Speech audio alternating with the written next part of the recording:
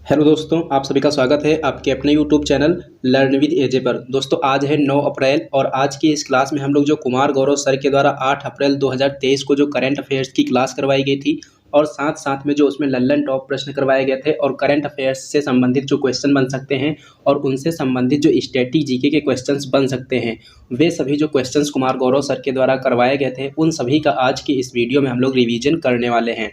दोस्तों जैसा कि आप लोग जानते ही हैं, ये जो अपनी क्लास रहती है रिवीजन क्लास रहती है और डेली सुबह 6 बजे करवाई जाती है। ये क्लास आप लोगों के लिए बहुत ही महत्वपूर्ण होती है क्योंकि यहाँ पर आपको बहुत ही कम समय में पूरी क्लास का रिवीजन करवाया जाता है। दोस्तों आज की क्लास करने का तरीका क्या रहेगा, सबसे पहले वो मैं आपको बता देता हूँ। तो सबसे पहले हम इसमें करंट अफेयर्स के क्वेश्चंस का रिवीजन करने वाले हैं, जैसा कि आप लोग यहाँ पर देख ही पा रहे होंगे। और जैसे ही हम करंट अफेयर्स के क्वेश्चंस का रिवीजन कर लेंगे उसके बाद में हम क्या करेंगे, सारे के सारे जो लल्लन टॉप क्वेश्चंस करवाए गए थे कुमार गौरव सर के द्वारा, जो क्वेश्चन के बीच बीच में करवाए जाते हैं, उन सभी का रिवीजन हम करंट अफेयर्स के क्वेश्चंस का रिवीजन करने के बाद में करेंगे। तो चलिए दोस्तों शुरू करते हैं बिना देरी करे आज के अपने इस सेशन को और देख लेते हैं आज का अपना पहला प्रश्न। तो दोस्तों यहाँ पर अपना सबसे पहला प्रश्न दिया गया है कि विश्व स्वास्थ्य दिवस कब मनाया जाता है। तो विश्व स्वास्थ्य दिवस जो है ये प्रतिवर्ष 7 अप्रैल को मनाया जाता है। इस बार इसकी थीम क्या रखी गई है, इस बार इसकी थीम रखी गई है हेल्थ फॉर ऑल। थीम क्या है इसकी, हेल्थ फॉर ऑल। ये दिवस पहली बार कब मनाया गया था, ये दिवस पहली बार मनाया गया था 1949 को। कब मनाया गया था, 1949 को। तो दोस्तों यहाँ से आपसे संबंधित जो 3 प्रश्न हैं वो पूछे जा सकते हैं। 3 प्रश्न करंट अफेयर्स के क्वेश्चन पूछे जा सकते हैं। पहला कि जो विश्व स्वास्थ्य दिवस है कब मनाते हैं, 7 अप्रैल को मनाते हैं। वर्ष 2023 में इसकी थीम क्या रखी गई है, हेल्थ फॉर ऑल। पहली बार ये दिवस कब मनाया गया था, 1949 में मनाया गया था। तो ये 3 पॉइंट यहाँ से आपको याद रखने हैं। अब अगर पूछ दिया जाए कि ये दिवस 7 अप्रैल को ही क्यों मनाया जाता है, तो 7 अप्रैल को ये दिवस इसलिए मनाया जाता है क्योंकि जो WHO है यानी कि जो विश्व स्वास्थ्य संगठन है, इसकी जो स्थापना हुई थी, इसकी स्थापना हुई थी 7 अप्रैल 1948 को। इसीलिए प्रतिवर्ष 7 अप्रैल को कौन सा दिवस मनाते हैं, विश्व स्वास्थ्य दिवस मनाते हैं। WHO का मुख्यालय कहाँ है, WHO का मुख्यालय है जिनेवा में। उसके बाद में हम बात करेंगे नेक्स्ट क्वेश्चन की। तो नेक्स्ट क्वेश्चन यहाँ पर दिया गया है यूरोपीय फुटबॉल संघ से संबंधित।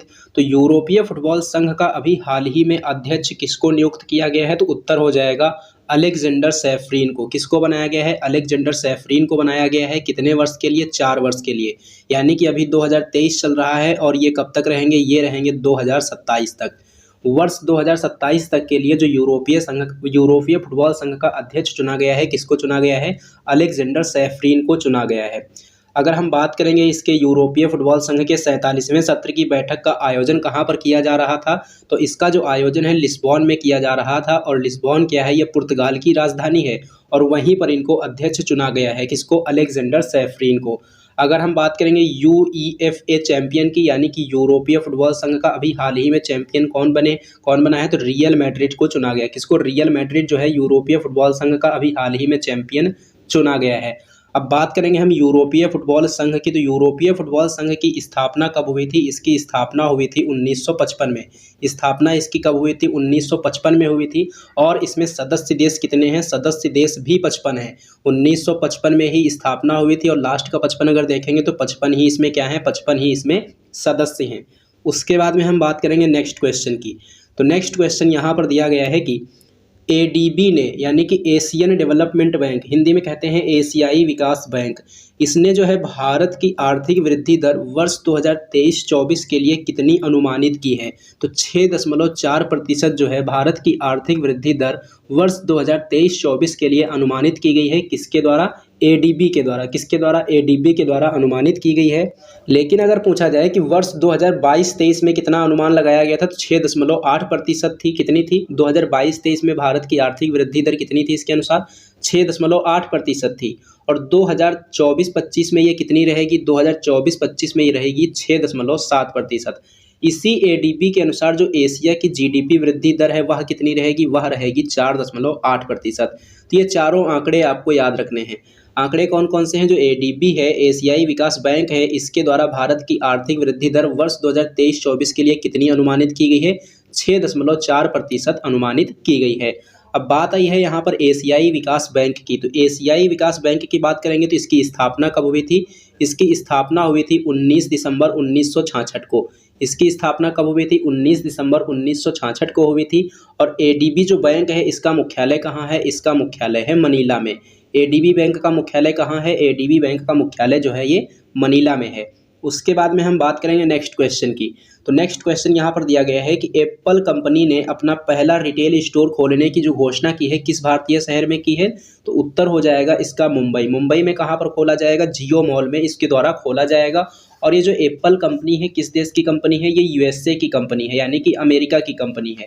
अगर पूछा जाए कि एप्पल कंपनी के द्वारा ये जो पहला रिटेल स्टोर खोलने की घोषणा मुंबई में की गई है तो यहीं पर क्यों की गई है? तो इसका जवाब जानने के लिए क्या करना है कि वर्ष 2022 में जो आईफोन की डिमांड है वह 68% बढ़ चुकी है, इसीलिए एप्पल के द्वारा मुंबई में अपना पहला रिटेल स्टोर खोलने की घोषणा की गई है। आईफोन 14 का जो निर्माण होगा, यानी कि आईफोन जो 14 का निर्माण होगा, कहाँ होगा? अब भारत में किया जाएगा। अब हम बात करेंगे नेक्स्ट क्वेश्चन की। तो नेक्स्ट क्वेश्चन यहाँ पर दिया गया है कि फीफा की नवीनतम रैंकिंग में भारत की फुटबॉल टीम को कौन से पायदान पर रखा गया है? फीफा की नवीनतम रैंकिंग में भारत की फुटबॉल टीम को कौन से पायदान पर रखा गया है? उत्तर हो जाएगा 101वें पायदान पर। पहले स्थान पर किसको रखा गया है? पहले स्थान पर रखा गया है अर्जेंटीना को। और दूसरे स्थान पर किसको रखा गया है? दूसरे स्थान पर रखा गया है फ्रांस को। लेकिन अगर बात करेंगे हम भारत की, तो भारत की सबसे अच्छी रैंक कब आई थी? इसमें भारत की सबसे अच्छी जो रैंक है ये 1996 में आई थी। और तब इसकी रैंक कितनी थी? तब इसकी रैंक थी 94। अब यहाँ पर पहले स्थान पर रखा गया है अर्जेंटीना को और दूसरे स्थान पर रखा गया है फ्रांस को। तो अभी हाल ही में जो फीफा विश्व कप 2022 हुआ है उसका विजेता कौन था? उसका विजेता था अर्जेंटीना। और उप विजेता कौन था? उप विजेता था फ्रांस। तो इसको पहले स्थान पर रख दिया गया है और इसको दूसरे स्थान पर रख दिया गया है। अब हम बात करेंगे अर्जेंटीना की। तो अर्जेंटीना की राजधानी क्या है? ब्यूनस आयर्स है। और फ्रांस की राजधानी क्या है? फ्रांस की राजधानी है पेरिस। अर्जेंटीना की राजधानी क्या बताई? अर्जेंटीना की राजधानी हमने बताई ब्यूनस आयर्स। और फ्रांस की राजधानी क्या बताई हमने? पेरिस। और पेरिस जो है किस नदी के किनारे स्थित है? ये पेरिस जो है ये सीन नदी के किनारे स्थित है। नेक्स्ट क्वेश्चन की बात करेंगे। तो नेक्स्ट क्वेश्चन यहाँ पर दिया गया है कि संयुक्त सैन्य अभ्यास जो कवच है इसमें कौन कौन शामिल हुआ है? तो इसमें भारतीय थल सेना, भारतीय वायुसेना और भारतीय नौसेना और भारतीय तट रक्षक बल इसमें शामिल हुए हैं। और इसका आयोजन कहाँ किया गया है? इसका आयोजन किया गया है अंडमान निकोबार में। तो इसका आयोजन अंडमान निकोबार में ही क्यों किया गया है? अंडमान निकोबार में जो एक इसकी राजधानी है पोर्ट ब्लेयर, क्योंकि यहाँ पर जो पोर्ट ब्लेयर है वहाँ पर तीनों सेनाओं की जो कोर है उसका मुख्यालय कहाँ स्थित है? पोर्ट ब्लेयर में स्थित है। तो इसका आयोजन कहाँ पर किया गया है? अंडमान निकोबार में किया गया है। तो यहाँ से कौन कौन से प्रश्न याद रखने हैं? सबसे पहला प्रश्न तो ये याद रखना है कि जो संयुक्त सैन्य अभ्यास कवच आयोजित किया गया है इसका आयोजन कहाँ पर किया गया है? तो इसका आयोजन किया गया है अंडमान निकोबार में। ये मोस्ट इंपॉर्टेंट क्वेश्चन है जो कि आयोजन आपको जरूर याद रखना है कि इसका आयोजन कहाँ किया गया है। कहाँ किया गया है? अंडमान निकोबार में किया गया है। अंडमान निकोबार की राजधानी क्या है? पोर्ट ब्लेयर है। तीनों सेनाओं की कोर का मुख्यालय कहाँ है? तीनों सेनाओं की कोर का मुख्यालय पोर्ट ब्लेयर में है। उसके बाद में हम बात करेंगे नेक्स्ट क्वेश्चन की। तो नेक्स्ट क्वेश्चन यहाँ पर दिया गया है अंतर्राष्ट्रीय विमानपत्तन प्राधिकरण के द्वारा जो दुनिया के व्यस्त हवाई अड्डों की सूची जारी की गई है उसमें जो है दुनिया का सबसे व्यस्त एयरपोर्ट कौन सा एयरपोर्ट है? तो ये हो जाएगा हर्ट्सफील्ड अटलांटा एयरपोर्ट। और ये कहाँ है? ये अमेरिका में है।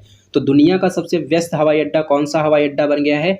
हर्ट्सफील्ड अटलांटा एयरपोर्ट बन गया है। और ये कहाँ है? अमेरिका में है। अगर हम बात करेंगे टॉप 10 में भारत का कौन सा एयरपोर्ट शामिल है इसमें? तो इंदिरा गांधी एयरपोर्ट शामिल है जो कि दिल्ली में स्थित है। और ये कौन से स्थान पर है? ये 9वें स्थान पर है। उसके बाद में हम बात करेंगे नेक्स्ट क्वेश्चन की। तो नेक्स्ट क्वेश्चन यहाँ पर दिया गया है कि पहले नंबर का जो गज उत्सव है इसका आयोजन कहाँ पर किया गया है? पहले नंबर के गज उत्सव का आयोजन कहाँ पर किया गया है? तो काजीरंगा नेशनल पार्क में किया गया है। काजीरंगा नेशनल पार्क कहाँ है? ये असम में है। और वहीं पर इसका आयोजन किया गया है और ये इसका आयोजन पहली बार हुआ है।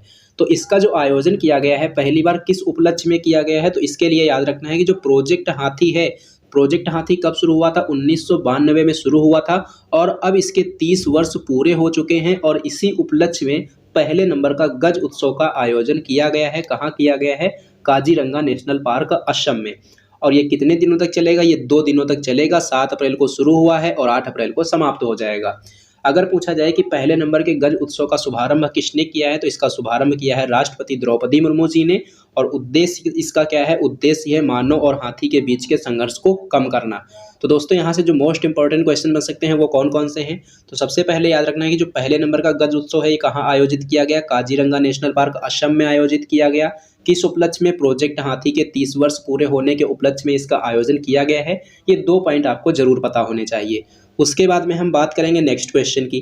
तो नेक्स्ट क्वेश्चन यहाँ पर दिया गया है कि जो दृश्य योजना है इसकी शुरुआत कहाँ, दृश्य योजना की जो शुरुआत है ये हरियाणा में की गई है। किस उद्देश्य से, कृषि और बागवानी फसलों का सर्वेक्षण करने के लिए, वो भी किस माध्यम से, ड्रोन के माध्यम से। ड्रोन के माध्यम से कृषि और बागवानी फसलों का सर्वेक्षण करने के लिए हरियाणा राज्य सरकार के द्वारा कौन सी योजना की शुरुआत की गई है, दृश्य योजना की शुरुआत की गई है। उसके बाद में हम बात करेंगे नेक्स्ट क्वेश्चन की। तो नेक्स्ट क्वेश्चन यहाँ पर दिया गया है कि गोल्डन लाइसेंस योजना की शुरुआत कहाँ की गई है। गोल्डन लाइसेंस योजना की शुरुआत की गई है बहरीन में। कहाँ पर की गई है, बहरीन में की गई है। क्यों की गई है, तो निवेश और नौकरियों को आकर्षित करने के लिए इस योजना की शुरुआत की गई है। तो ये जो गोल्डन लाइसेंस है किसको प्रदान किया जाएगा, तो ये जो $50 मिलियन का निवेश करेगा या फिर 500 नौकरी क्रिएट करेगा या 500 नौकरी प्रदान करेगा, उसको कौन सा लाइसेंस प्रदान किया जाएगा, गोल्डन लाइसेंस प्रदान किया जाएगा। यानी कि इसकी पात्रता क्या है, इसकी पात्रता जो है या तो $50 मिलियन का निवेश करो या फिर 500 नौकरी क्रिएट करो, तभी ये गोल्डन लाइसेंस प्रदान होगा। और ये कहाँ पर शुरू हुआ है, ये बहरीन में शुरू हुआ है। बात आई है बहरीन की, तो बहरीन की राजधानी क्या है, बहरीन की राजधानी है मनामा। बहरीन की राजधानी क्या है, बहरीन की राजधानी है मनामा। और साथ साथ में ये भी याद रखना है कि जो इसकी बहरीन की सीमा है ये भूमध्य सागर से नहीं लगती है, क्योंकि एक बार ये क्वेश्चन पूछा जा चुका है कि निम्नलिखित ऑप्शंस में से, या फिर कह सकते हैं कि निम्नलिखित में से किस देश की सीमा भूमध्य सागर से नहीं लगती है, तो उत्तर हो जाएगा बहरीन। बाकी 3 ऑप्शंस ऐसे होंगे जिनकी सीमा भूमध्य सागर से लगती होगी और एक ऑप्शन ऐसा होगा जिसकी सीमा भूमध्य सागर से नहीं लगती होगी, और ये इसका उत्तर क्या हो जाएगा, बहरीन। तो बहरीन के बारे में ये फैक्ट आपको जरूर पता होना चाहिए कि इसकी सीमा भूमध्य सागर से नहीं लगती है। उसके बाद में हम बात करेंगे नेक्स्ट क्वेश्चन की। तो नेक्स्ट क्वेश्चन यहाँ पर दिया गया है कि भगवान हनुमान की 54 फीट ऊंची प्रतिमा का अनावरण कहाँ किया गया है। भगवान हनुमान जी की 54 फीट ऊंची प्रतिमा का अनावरण कहाँ किया गया है, तो इसका उत्तर हो जाएगा गुजरात में किया गया है। अगर हम बात करेंगे स्टैचू ऑफ यूनिटी की, कि स्टैचू ऑफ यूनिटी कहाँ है, तो स्टैचू ऑफ यूनिटी जो है ये गुजरात के केवड़िया में है। और ये किसकी स्टैचू है, सरदार वल्लभ भाई पटेल जी की स्टैचू है। तो दोस्तों करंट अफेयर्स के क्वेश्चंस का रिवीजन हमने कर लिया है। अब हम देखेंगे आज के लल्लन टॉप प्रश्नों का रिवीजन। तो दोस्तों यहाँ पर हमने जो सबसे पहला पॉइंट दिया गया है WHO से संबंधित है। WHO की फुल फॉर्म क्या होती है, WHO की फुल फॉर्म होती है वर्ल्ड हेल्थ ऑर्गेनाइजेशन, और इसकी स्थापना कब हुई थी, 7 अप्रैल 1948 को हुई थी। इसीलिए प्रतिवर्ष 7 अप्रैल को विश्व स्वास्थ्य दिवस मनाया जाता है। इसका मुख्यालय कहाँ है, मुख्यालय इसका जिनेवा में है। और जिनेवा कौन से देश में स्थित है, स्विट्जरलैंड में स्थित है। और स्विट्जरलैंड की राजधानी क्या है, स्विट्जरलैंड की राजधानी है बर्न। स्विट्जरलैंड की राजधानी क्या है, बर्न है। उसके बाद में अगर हम बात करेंगे कि WHO के वर्तमान महानिदेशक कौन है, तो WHO के जो वर्तमान महानिदेशक हैं ये हो जाएंगे डॉक्टर टेड्रोस। कौन है, डॉक्टर टेड्रोस हैं। उसके बाद में हम बात करेंगे नेक्स्ट क्वेश्चन की। तो राइट टू हेल्थ का बिल पास करने वाला भारत का पहला राज्य कौन सा राज्य बन गया है, उत्तर हो जाएगा इसका राजस्थान। नेक्स्ट पॉइंट है कि विश्व टीबी दिवस कब मनाते हैं, तो विश्व टीबी दिवस प्रतिवर्ष 24 मार्च को मनाया जाता है। और 2023 में इसकी थीम क्या है, 2023 में इसकी थीम है yes we can end TB. तो ये 24 मार्च को ही क्यों मनाया जाता है, तो 24 मार्च को ही इसलिए मनाया जाता है क्योंकि ये जो टीबी रोग है, टीबी रोग जो है किससे होता है, ये माइक्रोबैक्टीरियम नाम के जीवाणु से होता है। और इस माइक्रोबैक्टीरियम नामक की जो जीवाणु की खोज है कब हुई थी, 24 मार्च 1882 को हुई थी। इसीलिए प्रतिवर्ष 24 मार्च को कौन सा डे मनाते हैं, विश्व टीबी दिवस मनाते हैं। लेकिन अगर पूछा जाए कि ये दिवस पहली बार कब मनाया गया था, तो पहली बार मनाया गया था 1982 में। कब, 1982 में यह दिवस पहली बार मनाया गया था। उसके बाद में हम बात करेंगे नेक्स्ट क्वेश्चन की। तो नेक्स्ट पॉइंट यहाँ पर दिया गया है विश्व आर्द्रभूमि दिवस 2023 की थीम क्या है, तो इसकी थीम हो जाएगी वेटलैंड रीस्टोरेशन। विश्व आर्द्रभूमि दिवस 2023 की थीम क्या है, वेटलैंड रीस्टोरेशन है। और विश्व आर्द्रभूमि दिवस जो है ये कब मनाया जाता है, ये प्रतिवर्ष 2 फरवरी को मनाते हैं। कब मनाते हैं? 2 फरवरी को मनाते हैं। 2 फरवरी को ही क्यों मनाते हैं? क्योंकि 2 फरवरी 1971 को एक समझौता हुआ था जिसका नाम है रामसर समझौता। और रामसर समझौता कब हुआ था? 2 फरवरी 1971 को हुआ था, इसीलिए 2 फरवरी को विश्व अर्धभूमि दिवस मनाया जाता है। अगर हम बात करेंगे रामसर नाम के स्थान की, तो रामसर नाम का जो स्थान है ये कौन से देश में स्थित है? तो ये जो स्थान है ईरान में स्थित है। कहाँ पर स्थित है? ईरान में स्थित है। अगर आपसे पूछा जाए कि भारत में रामसर साइट की वर्तमान समय में संख्या कितनी है, तो उत्तर हो जाएगा 75 है। उसके बाद में हम नेक्स्ट पॉइंट की बात करेंगे तो विश्व पृथ्वी दिवस कब मनाते हैं? विश्व पृथ्वी दिवस जो है ये 22 अप्रैल को मनाया जाता है। लेकिन अगर पूछ दिया जाए कि विश्व जल दिवस कब मनाते हैं, तो विश्व जल दिवस जो है ये 22 मार्च को मनाते हैं। और अगर पूछ दिया जाए कि अंतर्राष्ट्रीय जैव विविधता दिवस कब मनाते हैं, तो अंतर्राष्ट्रीय जैव विविधता दिवस जो है ये 22 मई को मनाया जाता है। उसके बाद में हम नेक्स्ट पॉइंट की बात करेंगे तो राष्ट्रीय समुद्री दिवस कब मनाते हैं? राष्ट्रीय समुद्री दिवस 5 अप्रैल को मनाते हैं।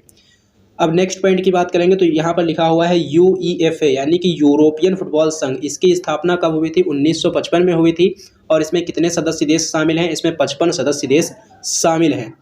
उसके बाद में नेक्स्ट पॉइंट की बात करेंगे तो कैबिनेट मिशन का गठन कब किया गया था? 1946 में किया गया था। इसमें कितने सदस्य थे? 3 सदस्य थे। इनके नाम क्या हैं? पैथिक लॉरेंस, क्रिप्स और अलेक्जेंडर। उसके बाद में अगर बात करेंगे अलेक्जेंडर कनिंघम की, तो आर्कियोलॉजिकल सर्वे ऑफ इंडिया के संस्थापक कौन है और पहले हेड कौन थे? तो अलेक्जेंडर कनिंघम थे। और आर्कियोलॉजिकल सर्वे ऑफ इंडिया की स्थापना कब हुई थी? 1861 में हुई थी। आर्कियोलॉजिकल सर्वे ऑफ इंडिया को हिंदी में क्या कहते हैं? भारतीय पुरातत्व सर्वेक्षण विभाग। भारतीय पुरातत्व सर्वेक्षण विभाग की स्थापना कब हुई थी? 1861 में। पहले हेड कौन थे? अलेक्जेंडर कनिंघम थे। उसके बाद में हम नेक्स्ट पॉइंट की बात करेंगे तो नेक्स्ट पॉइंट यहाँ पर दिया गया है भारतीय ओलंपिक संघ की पहली महिला अध्यक्ष कौन बनी है? भारतीय ओलंपिक संघ की पहली महिला अध्यक्ष कौन बनी है? पीटी ऊषा बनी है। नेक्स्ट पॉइंट है कि FIFA player of the year अभी हाल ही में किसको चुना गया है? लियोनेल मेसी को चुना गया है। ये कहाँ के खिलाड़ी हैं? ये अर्जेंटीना के खिलाड़ी हैं। नेक्स्ट पॉइंट है फीफा वर्ल्ड कप 2022 से रिलेटेड। तो फीफा वर्ल्ड कप 2022 से रिलेटेड जो 4 मोस्ट इंपॉर्टेंट क्वेश्चंस हैं वो ये हैं कि इसका आयोजन कहाँ पर किया गया? इसका आयोजन किया गया कतर की राजधानी दोहा में। और इसमें गोल्डन फुट अवार्ड किसको मिला है? एम्बाप्पे को मिला है। ये कहाँ के खिलाड़ी हैं? ये फ्रांस के खिलाड़ी हैं। और इन्होंने कितने गोल किए थे? 8 गोल किए थे। अगर पूछा जाए गोल्डन बॉल का अवार्ड किसको मिला है? लियोनेल मेसी को मिला है। ये कहाँ के प्लेयर हैं? ये अर्जेंटीना के प्लेयर हैं।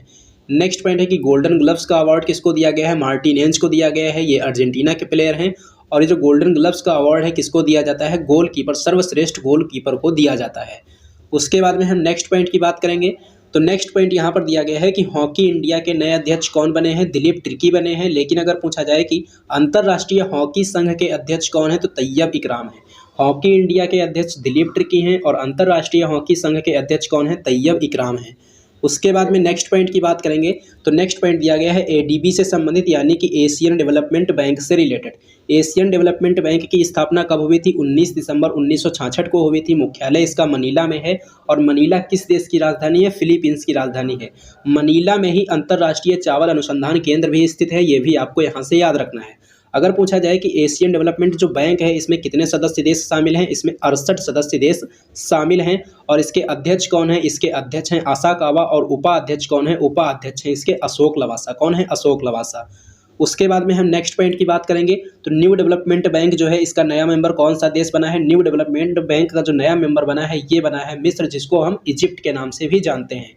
और मिस्र की राजधानी क्या है? मिस्र की राजधानी हो जाएगी काहिरा। और मिस्र को और किस नाम से जाना जाता है? इसको नील नदी का वरदान भी कहा जाता है। और मिस्र के राष्ट्रपति कौन है? अब्देल फतेह अल सीसी हैं। और अब्देल फतेह अल सीसी जो हैं जो 74वां गणतंत्र दिवस अभी हाल ही में मनाया गया है उस पर मुख्य अतिथि भी थे। 74वां गणतंत्र दिवस पर मुख्य अतिथि कौन थे? अब्देल फतेह अल सीसी थे। उसके बाद में हम नेक्स्ट पॉइंट की बात करेंगे तो नेक्स्ट पॉइंट दिया गया है कि विश्व बैंक के अध्यक्ष अभी हाल ही में कौन बने हैं? तो ये अजय बंगा बने हैं और ये निर्विरोध चुने गए हैं। उसके बाद में अगर पूछा जाए कि एसडीआर यानी कि स्पेशल ड्राइंग राइट, विशेष आहरण मुद्रा, इसमें कौन कौन सी मुद्राएं शामिल हैं? तो सबसे पहले आपको यही पता होना चाहिए कि एसडीआर किसकी मुद्रा है। तो एसडीआर जो है ये आईएमएफ की मुद्रा है। किसकी मुद्रा है? अंतर्राष्ट्रीय जो मुद्रा कोष है उसकी मुद्रा क्या है? एसडीआर है। और इस एसडीआर में कौन कौन सी मुद्राएं शामिल हैं? तो डॉलर शामिल है, पाउंड शामिल है, यूरो शामिल है, येन शामिल है और युआन शामिल है। ये 5 मुद्राएं इसमें शामिल हैं। अगर बात करेंगे कि नवीनतम मुद्रा इसमें कौन सी शामिल हुई, तो नवीनतम मुद्रा हो जाएगी युआन या फिर हो जाएगी रेनमिनबी जो कि चीन की मुद्रा है। डॉलर कहाँ की मुद्रा है? अमेरिका की है यानी कि यूएसए की है। पाउंड कहाँ की है? यूनाइटेड किंगडम की है। यूरो कहाँ की है? यूरोपियन यूनियन की है। और येन कहाँ की है? जापान की करेंसी है। युआन कहाँ की करेंसी है? चीन की करेंसी है। अगर हम बात करेंगे यूरोपियन यूनियन की जो मुद्रा यूरो है, इसको अपनाने वाला 20वां देश कौन सा देश बन गया है? तो इसको अपनाने वाला 20वां देश बन गया है क्रोएशिया। कौन बन गया है? क्रोएशिया। उसके बाद में हम नेक्स्ट पॉइंट की बात करेंगे। तो नेक्स्ट पॉइंट दिया गया है कि रेमन मैग्सेसे जो अवार्ड है कहाँ पर प्रदान किए जाते हैं? ये मनीला में प्रदान किए जाते हैं। और एशिया का नोबेल पुरस्कार किसको कहा जाता है? रेमन मैग्सेसे पुरस्कार को कहा जाता है। उसके बाद में हम बात करेंगे नेक्स्ट पॉइंट की। तो एप्पल जो कंपनी है ये किस देश की कंपनी है? ये हो जाएगी अमेरिका की कंपनी। प्रोजेक्ट जो एलोरा है ये किसके द्वारा लॉन्च किया गया है? माइक्रोसॉफ्ट कंपनी के द्वारा लॉन्च किया गया है। इसका उद्देश्य क्या है? इसका उद्देश्य है भारत की स्थानीय भाषाओं को डिजिटल दुनिया में बढ़ावा देना। उसके बाद में हम नेक्स्ट पॉइंट की बात करेंगे। तो नेक्स्ट पॉइंट है कि जो बार्ड है ये किसने लॉन्च किया है? बार्ड जो है ये गूगल के द्वारा लॉन्च किया गया है। चैट जीपीटी किसने लॉन्च किया है? चैट जीपीटी ओपन एआई ने लॉन्च किया है। किसके सपोर्ट से? माइक्रोसॉफ्ट के सपोर्ट से। उसके बाद में नेक्स्ट पॉइंट की बात करेंगे। तो नेक्स्ट पॉइंट दिया गया है सेब से संबंधित। सेब में कौन सा अम्ल पाया जाता है? सेब में मैलिक अम्ल पाया जाता है। 101वां संविधान संशोधन जो है इसका संबंध किससे है? इसका संबंध है जीएसटी से। जीएसटी को भारत में कब लागू किया गया था? 1 जुलाई 2017 को लागू किया गया था। किस समिति की सिफारिश पर? विजय केलकर समिति की सिफारिश पर। उसके बाद में अगर हम फीफा की बात करेंगे तो फीफा की स्थापना कब हुई थी? फीफा की स्थापना हुई थी 1904 में। मुख्यालय इसका कहाँ है? मुख्यालय इसका ज्यूरिख में है। और वर्तमान हेड कौन है? इसके वर्तमान हेड हैं इन्फेंटिनो। कौन है? इन्फेंटिनो है। उसके बाद में नेक्स्ट पॉइंट की बात करेंगे। तो नेक्स्ट पॉइंट दिया गया है कि संतोष ट्रॉफी का संबंध किस खेल से है? इसका संबंध है फुटबॉल से। और अभी हाल ही में संतोष ट्रॉफी का विजेता कौन सा राज्य बना है? कर्नाटक बना है। डूरंड कप का संबंध किस खेल से है? इसका संबंध भी फुटबॉल से है। उसके वर्ल्ड कप 2022 का फीफा वर्ल्ड कप 2022 का जो आयोजन है कहाँ पर किया गया? कतर की राजधानी दोहा में किया गया। और विजेता देश इसका कौन बना है? विजेता बना है अर्जेंटीना। और उपविजेता कौन बना है? उपविजेता बना है इसका फ्रांस। उसके बाद में हम नेक्स्ट पॉइंट की बात करेंगे। तो hockey player of the year अगर पुरुषों में पूछा जाएगा तो हार्दिक सिंह बता देंगे। और महिलाओं में पूछा जाएगा तो सविता पुनिया बता देंगे। तो पुरुष hockey player of the year किसे चुना गया? हार्दिक सिंह को। महिला hockey player of the year किसको चुना गया है? सविता पुनिया को चुना गया है। नेक्स्ट पॉइंट है कि फीफा अंडर 17 महिला वर्ल्ड कप जो कि अभी हाल ही में कुछ दिनों पहले आयोजित किया गया था, उसका आयोजन कहाँ पर किया गया था? भारत में किया गया था। विजेता कौन सा देश है इसमें? स्पेन। और शुभंकर इसका क्या था? शुभंकर इसका था ईभा। शुभंकर इसका क्या था? शुभंकर इसका था ईभा। उसके बाद में हम बात करेंगे ट्रॉपेक्स एक्सरसाइज की। ट्रॉपेक्स एक्सरसाइज का आयोजन किसके द्वारा किया गया? तो इसका आयोजन इंडियन नेवी के द्वारा किया गया है। कहाँ पर? हिंद महासागर में। उसके बाद में अगर हम बात करेंगे नेक्स्ट पॉइंट की। तो नेक्स्ट पॉइंट दिया गया है कि अंडमान निकोबार की राजधानी क्या है? तो इसकी राजधानी हो जाएगी पोर्ट ब्लेयर। और भारत का एकमात्र सक्रिय ज्वालामुखी कहाँ पर स्थित है? बैरन द्वीप पर स्थित है। और ये बैरन द्वीप कहाँ है? अंडमान निकोबार में है। उसके बाद में अगर पूछा जाए कि 9 डिग्री चैनल जो है किस किस को अलग करता है? तो 9 डिग्री चैनल जो है कवरत्ती और मिनी कॉय को अलग करता है। इसी प्रकार से अगर पूछ दिया जाए कि 8 डिग्री चैनल किस किस को अलग करता है? तो मिनी कॉय और मालदीव को अलग करता है। इसी प्रकार से नेक्स्ट पॉइंट है कि जो 10 डिग्री चैनल है ये किस किस को अलग करता है? तो ये अंडमान और निकोबार को अलग करता है। उसके बाद में नेक्स्ट पॉइंट है कि जारवा और सेंटली जनजाति कहाँ पाई जाती है? अंडमान निकोबार में पाई जाती है। और अंडमान निकोबार की सबसे ऊंची चोटी कौन सी है? सैडल पीक है। क्या है? सैडल पीक है। महात्मा गांधी समुद्री राष्ट्रीय उद्यान कहाँ स्थित है? ये अंडमान निकोबार में स्थित है। वीर सावरकर एयरपोर्ट कहाँ है? वीर सावरकर एयरपोर्ट अंडमान निकोबार में स्थित है। उसके बाद में कुछ महत्वपूर्ण एयरपोर्ट दिए गए हैं। डोनी पोलो एयरपोर्ट कहाँ है? अरुणाचल प्रदेश में है। शिवमोगा एयरपोर्ट का उद्घाटन कहाँ किया गया है? कर्नाटक में किया गया है। कैंपेगौड़ा एयरपोर्ट कहाँ है? बेंगलुरु में है। मोपा एयरपोर्ट का नया नाम क्या है? इसका नया नाम हो जाएगा मनोहर पर्रिकर एयरपोर्ट। और ये कहाँ है? ये गोवा में है। उसके बाद में नेक्स्ट पॉइंट की बात करेंगे। तो नेक्स्ट पॉइंट दिया गया है गोपीनाथ बारदोलाई एयरपोर्ट कहाँ है? ये असम की राजधानी गुवाहाटी में है। प्रोजेक्ट हाथी कब लॉन्च किया गया था? 1992 लॉन्च किया गया था। देहंग पटकाई राष्ट्रीय उद्यान कहाँ है? असम में है। विश्व हाथी दिवस कब मनाते हैं? 12 अगस्त को बनाते हैं। और हाथी को भारत का विरासत पशु कब बनाया गया था? 2010 में बनाया गया था। गजमित्र पहल को कहाँ लॉन्च किया गया है? पश्चिम बंगाल में लॉन्च किया गया है। उद्देश्य क्या है? उद्देश्य है इसका मानव और हाथी के बीच के संघर्ष को कम करना। उसके बाद में नेक्स्ट पॉइंट की बात करेंगे। तो नेक्स्ट पॉइंट दिया गया है कि माइक परियोजना का संबंध किससे है? तो इसका संबंध हो जाएगा हाथियों के अवैध व्यापार को रोकने से। और ये माइक परियोजना कब शुरू हुई थी? 2003 में शुरू हुई थी। ए बोर्ड ऑफ द यूनिकॉर्न का ये कहाँ पर बनाया गया है? ए बोर्ड ऑफ द यूनिकॉर्न कहाँ बनाया गया है? तो काजीरंगा नेशनल पार्क में इसको बनाया गया है। उसके बाद में हम नेक्स्ट पॉइंट की बात करेंगे तो असम के वर्तमान राज्यपाल कौन है। असम के वर्तमान राज्यपाल हो जाएंगे गुलाब चंद्र कटारिया। चिराग योजना, ई अधिगम योजना और सेहत पहल, ये सब किसके द्वारा शुरू की गई हैं? ये सब हरियाणा राज्य सरकार के द्वारा शुरू की गई हैं। नेक्स्ट पॉइंट है राखीगढ़ी नाम का जो स्थान है ये कहाँ है? ये हरियाणा में है। उसके बाद में हम नेक्स्ट पॉइंट की बात करेंगे तो नेक्स्ट पॉइंट दिया गया है कि नॉर्थ इंडिया का पहला परमाणु संयंत्र कहाँ पर स्थापित किया गया है? फतेहाबाद में। 36वें सूरजकुंड मेले का आयोजन कहाँ किया गया? फरीदाबाद हरियाणा में। पानीपत का तीसरा युद्ध 1761 में हुआ था, किसके किसके बीच हुआ था? मराठों और अहमद शाह अब्दाली के बीच हुआ था। और इस समय दिल्ली का शासक कौन था? इस समय दिल्ली का शासक था Shah Alam second. Next point है कि राष्ट्रीय डेयरी अनुसंधान संस्थान कहाँ स्थित है? करनाल हरियाणा में स्थित है। भूमध्य सागर और लाल सागर को कौन सी नहर जोड़ती है? स्वेज नहर जोड़ती है। बहरीन ग्रांड प्रिक्स विजेता कौन बना है? मैक्स वेस्टअपन बने हैं। उसके बाद में नेक्स्ट पॉइंट है कि गोल्डन पैगोडा कंट्री किस कंट्री को कहा जाता है? म्यांमार को कहा जाता है। बहरीन की राजधानी क्या है? बहरीन की राजधानी मनामा है। गोल्ड एंड प्लेटिनम कैसी धातुएं हैं? ये उत्कृष्ट धातुएं हैं, इन पर जंग नहीं लगती है।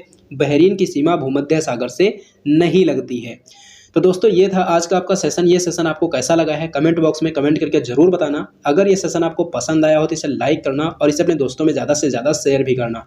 और हाँ दोस्तों, अगर आप लोगों ने अभी तक हमारे चैनल को सब्सक्राइब नहीं किया है तो चैनल को सब्सक्राइब कर लेना और बेल आइकन पर क्लिक करके ऑल पर जरूर क्लिक कर लेना, जिससे कि इस चैनल पर जब भी कोई वीडियो अपलोड की जाए तो उसका नोटिफिकेशन आपको सबसे पहले मिले। तो चलिए दोस्तों, मिलते हैं अब हम लोग एक नेक्स्ट वीडियो में।